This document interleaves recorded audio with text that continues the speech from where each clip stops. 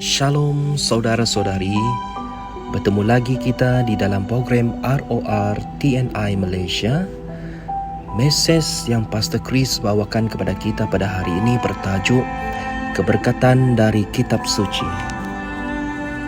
Ayat tema kita 1 Timotius 4 ayat 15 berbunyi begini: Perhatikanlah semua itu, hiduplah di dalamnya, supaya kemajuanmu nyata kepada semua orang. Sesetengah orang mengakui bahawa mereka mempunyai hari-hari sedih.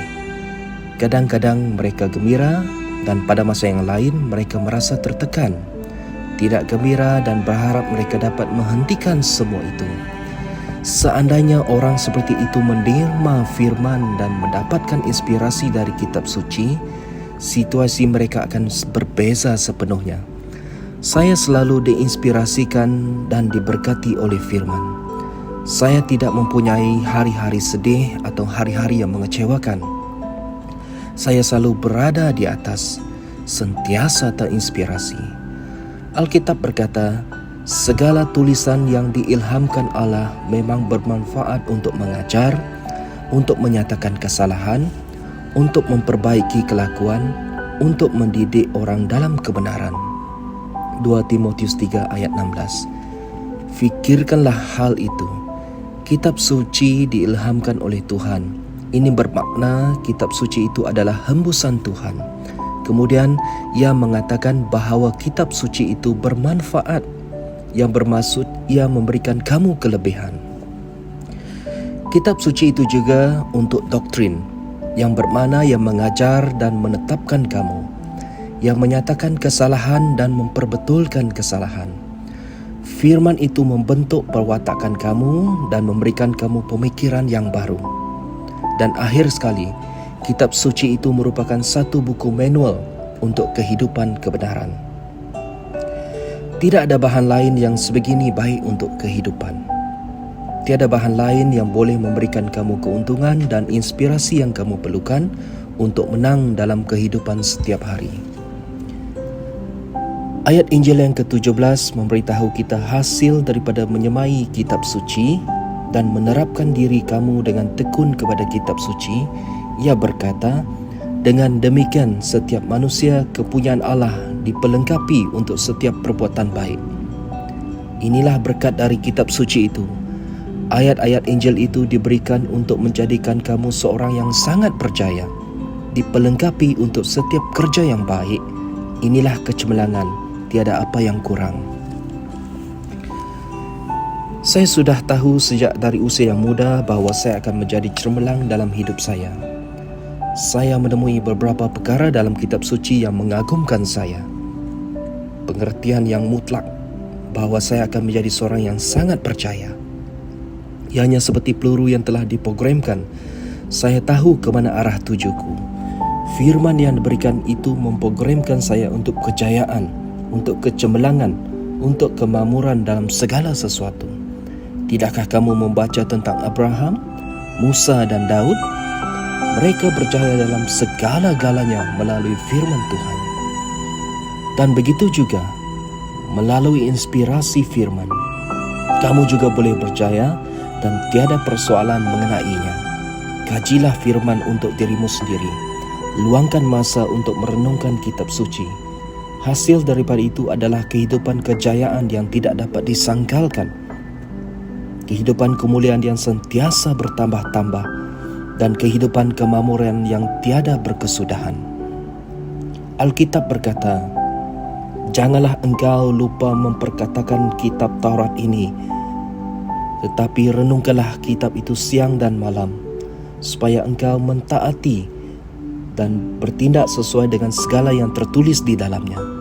Sebab dengan demikian, engkau dapat membuat jalanmu berhasil dan engkau dapat bertindak dengan bijaksana dan beruntung. Bacaan itu diambil daripada Yosua 1 ayat 8. Saudara-saudari, mari kita berdoa. Ya Bapa, aku diilhamkan dan didorong oleh firman-Mu. Aku tunduk sepenuhnya pada firman kerana ia bermanfaat bagiku untuk mengajar, untuk menyatakan kesalahan, untuk memperbaiki kesalahan dan untuk mendidik dalam kebenaran. Firman membawa kesembuhan, kesempurnaan, kecemerlangan, perbezaan dan kualiti ke dalam rohku. Aku mengambil semua berkat Kristus yang ada di dalam lubuk jiwaku. Dalam nama Yesus kami telah berdoa. Amin.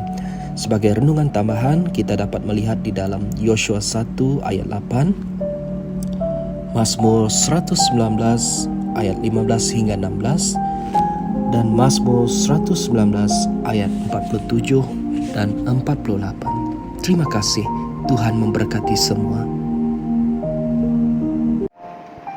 Kami percaya saudara-saudari semua telah diberkati dengan perkongsian firman dari Rhapsody Reality. Bagi sesiapa yang ingin menjadikan Yesus Kristus sebagai Tuhan dalam kehidupanmu, kamu boleh mengucapkan doa ini bersama dengan saya. Ya Tuhan Allah, aku mempercayai Yesus Kristus, Anak Allah yang hidup dengan sepenuh hatiku. Aku percaya Dia telah mati untukku dan Allah telah membangkitkan Dia dari kematian. Aku percaya Dia hidup hari ini. Aku mengaku dengan mulutku bahwa Yesus Kristus adalah Tuhan dalam hidupku mulai dari hari ini. Melalui Dia dan di dalam nama-Nya, aku mempunyai kehidupan yang kekal. Aku telah dilahirkan semula. Terima kasih Allah kerana menyelamatkan jiwaku. Aku sekarang adalah anak Allah. Haleluya. Tahniah, sekarang kamu telah menjadi anak Allah. Untuk apa-apa sebarang pertanyaan atau untuk mendapatkan lebih banyak maklumat mengenai bagaimana untuk bertumbuh sebagai seorang Kristian, anda semua boleh hantar mesej di akaun Facebook kami atau email kami di tni.msia@gmail.com. Sekali lagi, tni.msia@gmail.com. Tuhan berkati Anda semua.